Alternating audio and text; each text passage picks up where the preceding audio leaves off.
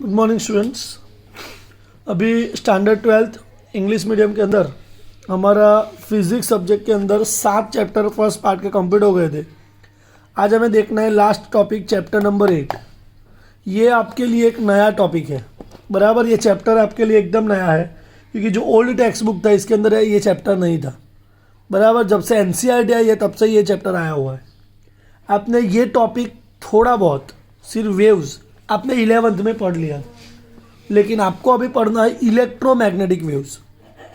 ये चैप्टर पूरे फिजिक्स का सबसे छोटे में छोटा चैप्टर है, बहुत ही कम इसके अंदर टॉपिक्स है, बराबर। इसमें ज़्यादा से ज़्यादा मैं बताऊँ ना तो 5 मार्क्स से ज़्यादा नहीं आएगा, 5 मार्क्स से ज़्यादा इसके अंदर से नहीं आएगा। 1 मार्क का या 2 मार्क का, 3 मार्क का भी नहीं आएगा, बराबर। इसके अंदर 5 टॉपिक है, बराबर। लेकिन आपके ये कोविड के कारण 2 टॉपिक तो इसके अंदर से कट हो गए, तो हमें सिर्फ पढ़नी है 3 टॉपिक, मतलब 3 थियोरी और 4 सम पढ़ने हैं एग्जाम्पल के, और 6 सम पढ़ने हैं एक्सरसाइज के, मतलब टोटल 10 सम और 3 थियोरी।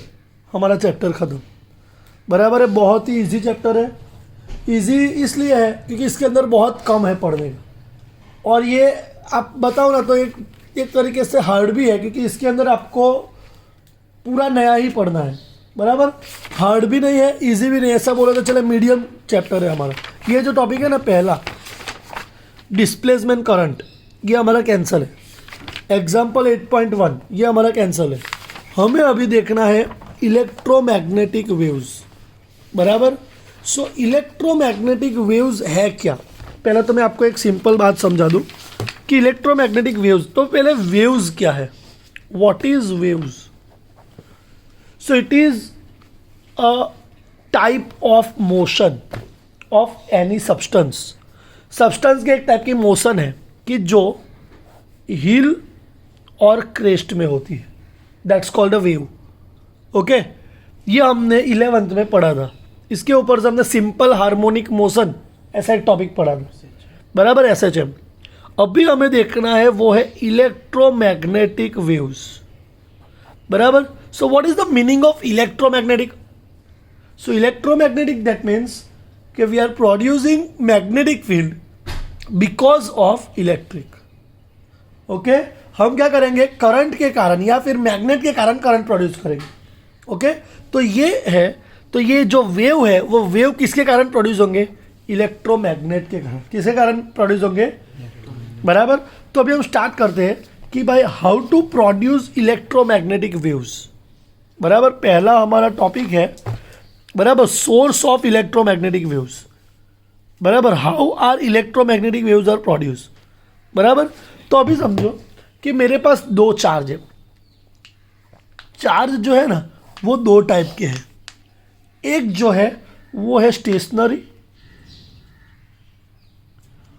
और जो दूसरा है वो है यूनिफॉर्म मोशन। 2 चार्ज है, बराबर। लेकिन स्टेशनरी चार्ज क्या प्रोड्यूस करता है? सॉरी, हमारे पास 2 चार्ज, एक स्टेशनरी और यूनिफॉर्म। इन दोनों के कारण इलेक्ट्रोमैग्नेटिक वेव प्रोड्यूस नहीं होता है। क्यों? क्योंकि स्टेशनरी जो है वो इलेक्ट्रिक फील्ड प्रोड्यूस करती है, और यूनिफॉर्म मोशन जो है वो, यूनिफॉर्म मोशन वाला जो चार्ज है वो मैग्नेटिक फील्ड प्रोड्यूस करती है, बराबर। ये प्रोड्यूस करती है और ये प्रोड्यूस करती है। तो इलेक्ट्रोमैग्नेटिक वेव ये दोनों प्रोड्यूस नहीं करते। दैट मीन्स इलेक्ट्रोमैग्नेटिक जो वेव है वो इसके कारण प्रोड्यूस नहीं होती है। Electromagnetic waves are produce because of motional charge. किसके कारण प्रोड्यूस होते हैं? जिसके अंदर, जिस चार्ज के अंदर मोशन होता हो उसके कारण कौन प्रोड्यूस होता है? Electromagnetic waves. ओके, बराबर, समझो। देखो यहाँ पे, neither stationary charge nor charge in uniform motion can be sources of electromagnetic waves, बराबर। वो इलेक्ट्रोमैग्नेटिक वेव्स का सोर्स नहीं है। क्यों? The former produce only electrostatic field while the latter produce magnetic field. मतलब जो पहला वाला है वो क्या प्रोड्यूस करेगा? इलेक्ट्रिक फील्ड, और दूसरा वाला है जो क्या प्रोड्यूस करेगा? Magnetic field. Do not worry with time, कि जो टाइम जैसा जैसा जाएगा वो चेंज होगा नहीं। कौन? Electric field and magnetic. क्यों नहीं होगा? क्योंकि ये स्टेशनरी है और ये मोशन में है, लेकिन कौन सी मोशन में है? यूनिफॉर्म। उसकी वेलोसिटी चेंज होती तो इस दोनों के अंदर ये टाइम के रिस्पेक्ट में चेंज होता नहीं है, इसीलिए इसमें इलेक्ट्रोमैग्नेटिक वेव्स प्रोड्यूस नहीं होंगे।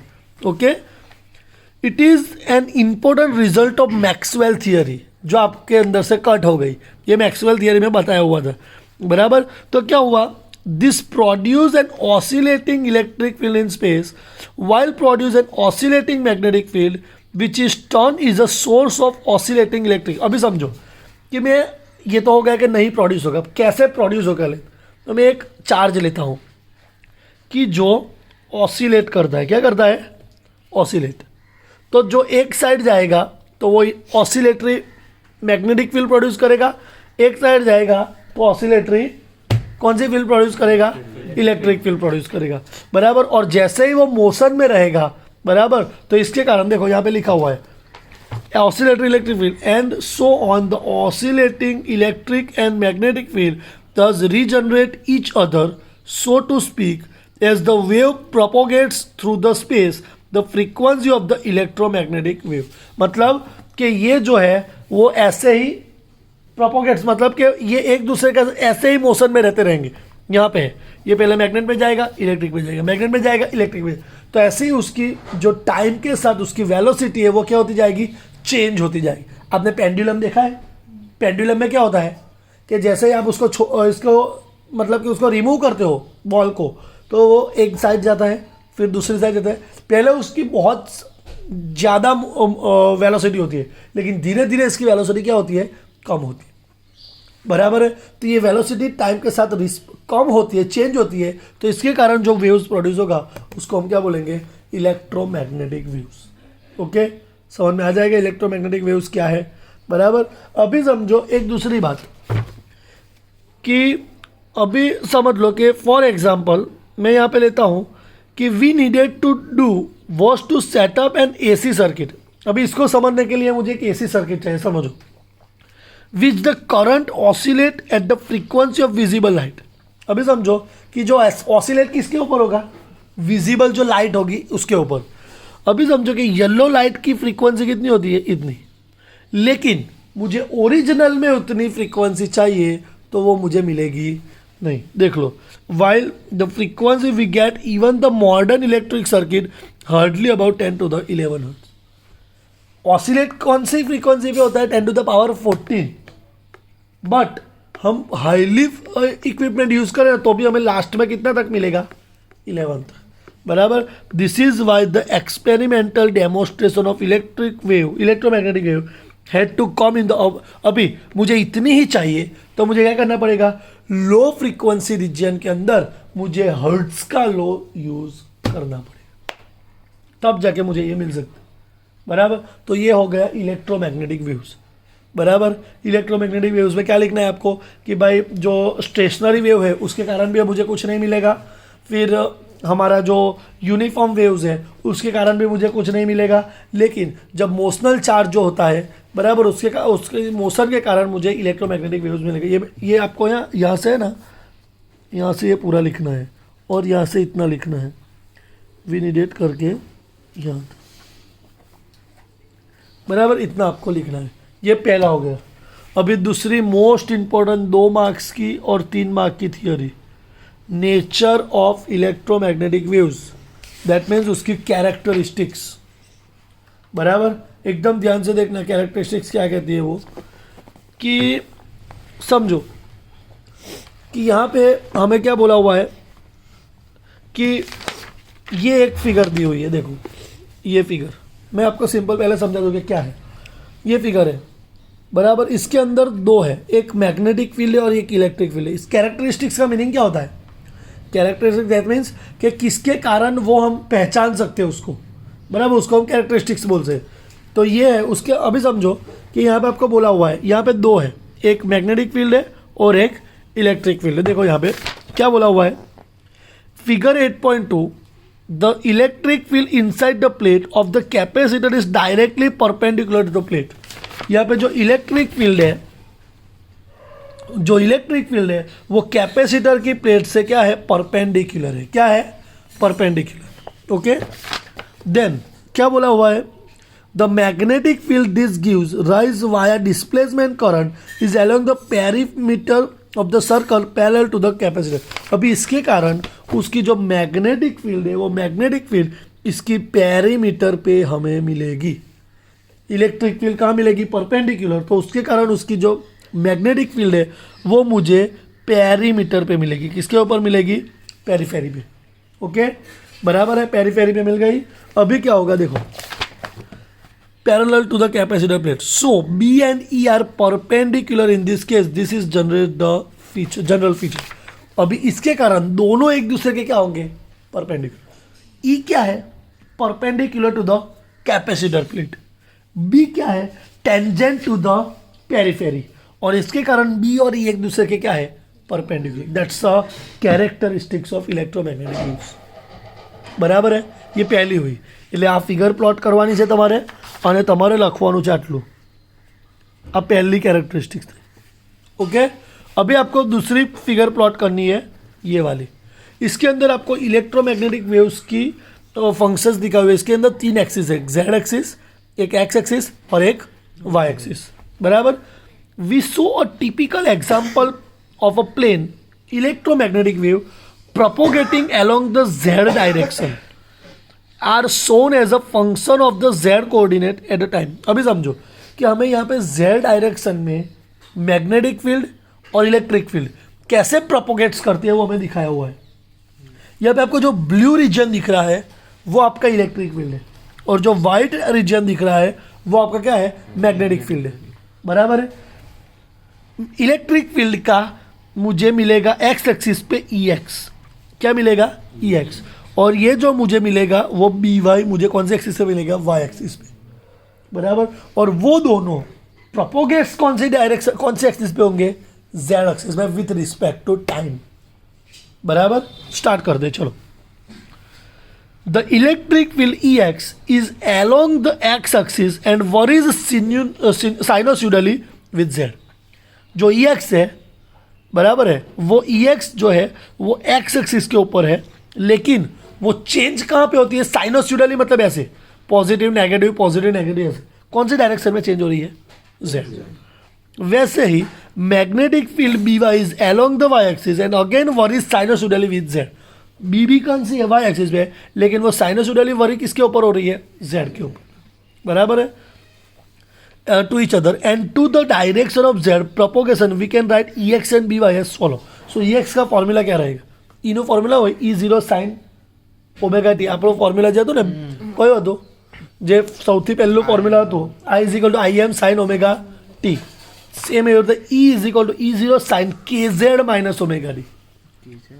हाँ, और ये B0 sin k है हमारा कांस्टेंट। क्या है, कांस्टेंट। उसका फॉर्म्यूला है 2π/λ। क्या है, 2π/λ। जेड तो हमारा इम्पीडेंस है, बराबर है। के हमारा है यहाँ पे एन, ओमेगा है वो एंगुलर फ्रीक्वेंसी, एंड के is the magnitude of the wave vector. Magnitude है उसकी वैल्यू, और उसका फॉर्मूला क्या है, के = 2π/λ। और ये हमारा ई एक्स और बी वाई का फॉर्मूला। अभी दूसरी बात कि हमें एंगुलर फ्रीक्वेंसी का फॉर्मूला फाइंड करना है, तो that's called omega = CK। C means velocity in है, हाँ, velocity of light in vacuum, 3 × 10⁸ ये रही। बराबर, 3 × 10⁸ C की वैल्यू। K मतलब 2π/। अभी C का फॉर्मूला बनाना हो ना, तो 1/μ0 × एप्सिलॉन। फॉर्मूला खाली याद रखवाना है। बराबर, अभी समझो कि हमारा फॉर्मूला था कि ओमेगा = CK। ओमेगा का फॉर्मूला मुझे पता है 2πf = C। के का फॉर्मूला है 2π/λ। 2π कैंसल, तो फॉर्मूला F = क्या होगा, C/λ। बराबर होगा। सो C = क्या होगा, F × λ। बराबर, ये हमारा ये फॉर्मूला हो गया, बराबर है, हो गया सी का फॉर्मूला, सी नो बीजो फॉर्मूला। ओके, जब सस्पेटिबिलिटी और परमिटिबिलिटी दिया हो तब ये फॉर्मूला, और जब हमें लैम्बडा और फ्रीक्वेंसी दिया हो, लैम्बडा का मीनिंग क्या होगा, वेवलेंथ, बराबर, वेवलेंथ, उसकी यूनिट होती है एमस्ट्रॉन्ग, बराबर, और आ तमारो मैग्नेटिक फील्डનો फॉर्मूला। ओके, ये एक याद रखना है, बराबर, सिंपल। और जब हमें एनर्जी का फॉर्मूला हो तब एनर्जी का फॉर्मूला याद रखना है, P is equal to U by C. P means momentum, U means energy और C means light in vacuum, બરાબર, આટલી વસ્તુ યાદ રાખવાની છે। આ એનું કેરેક્ટરિસ્ટિક્સ છે કે આ ફોર્મ્યુલા છે, હવે એના ઉપરથી પછી સમ્સ જોવાના છે, બરાબર। તો આજે આટલું કમ્પ્લીટ એનું એકદમ કરી દેવાનું છે। તો કાલે સમ્સ અને પરમ દિવસે એક જ ટોપિક, કાલે સમ્સની અંદર જો આ પદશે તો બનાવીશું ઇલેક્ટ્રોમેગ્નેટિક સ્પેક્ટ્રમ, અધરવાઇઝ કાલે શું કરીશું, આ અને એક્સરસાઇઝ બંનેના સમ્સ લઈ લઈશું, કારણ કે સ્પેક્ટ્રમ એ ખાલી થિયરી જ છે, એમાં આ યાદ રાખવાનું, આના ઉપરથી MCQ આવશે, બરાબર છે। એટલે કાલે આપણે એક્ઝામ્પલ અને એક્સરસાઇઝના સમ્સ બનાવીશું ને પરમ દિવસે વેનસડે આપણું ચેપ્ટર ખરું, બરાબર, એકદમ ઇઝી છે, આમાં ખાલી તમારા ફોર્મ્યુલા યાદ રાખવાના છે। ઓકે, તમે જે લાઈન કરેલી છે ને એટલું તમારે લખવાનું છે, બરાબર છે, બસ, બીજું આમાં પાછળ કંઈ નહીં, આટલું, આ બધું કશું જ નહીં, આ ખાલી ફોર્મ્યુલા લખો, બરાબર, ના વેલ્યુ, અમે જેટલું લાઈન કરેલી છે ને આ ફ્રીક્વન્સીનો ફોર્મ્યુલા છે, જ્યારે આપણને પરમિએબિલિટીને આવ્યું હતું ને તે વાકેલું જ છે, બાકી નહીં યાદ રાખો તો વાંધો નહીં। પણ આટલા ફોર્મ્યુલા ઉપરથી આપણા સમ્સ છે। ઓકે, તો આટલું આજે કમ્પ્લીટ કરી દો। Okay, thank you.